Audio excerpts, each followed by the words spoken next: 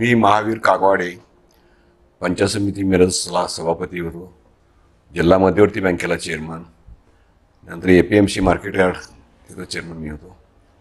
अशा वेळी त्यावेळी विठ्ठलदाजींच्यामुळं आमदार विठ्ठलदाजी, खंडेरावचे कारखान्याचे संचालक विठ्ठलांना, आप्पासाहेबांना ह्यांच्यामुळं बाबांचा संपर्क मला आला.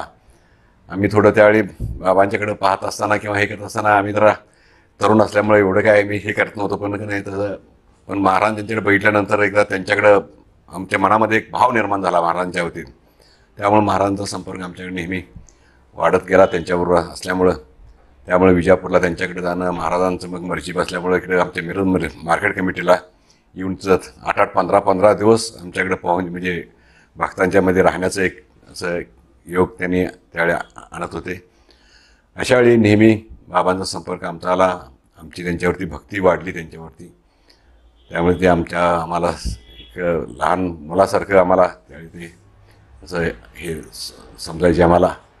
आणि या सगळ्यांच्या ह्याच्यामुळं एक दिव्य दृष्टी अशी असणारी एक व्यक्ती म्हणूनसाठी आम्ही महाराजांच्याकडे पाहिलो आणि त्यांच्यावरती आम्ही भक्ती करायला लागलो. त्यामुळे नेहमी वेगवेगळ्या कारणानं त्यांच्या विजापूरला जाणं, मुंबईतल्या सायन चुना भट्टीला त्या ठिकाणी त्यांच्या दर्शनाला जाणं, हे असं आम्ही त्यावेळी करत होतो. अशा पद्धतीचा महाराजांचा संपर्क होता.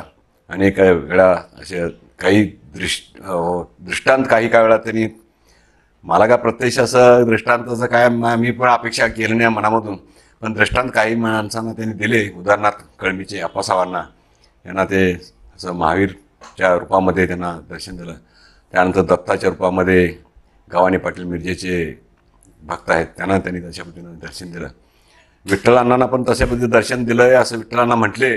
पण एक बाबांच्याकडे बघितल्यानंतर एक बाबांची एक अनुभूती एक लक्षात आल्यानंतर मग त्यानिमित्तानं आम्हाला केव्हा तरी रुद्राक्ष, त्यानंतर साळीग्राम वगैरे मला एकदा शेवटी दिले तरी साळीग्राम अजूनही त्याची अजून बाबांनी दिले, त्याचं मी अजून भक्तीनं अजून त्याची पूजा नेहमी रोज सकाळी एकदा मी करत असतो.